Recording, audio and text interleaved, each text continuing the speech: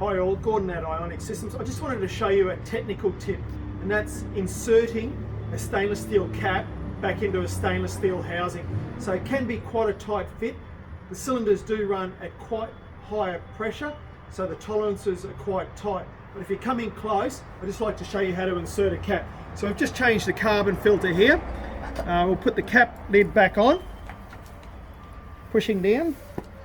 It'll go click. The snap ring will engage. So the snap ring has a chamfer and a hole. So ergonomics will only allow the installation in one plane. So I'll put the chamfer in first.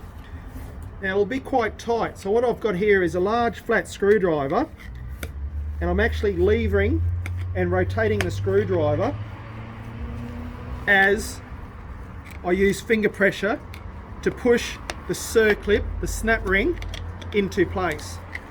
So we just work that all the way around like that.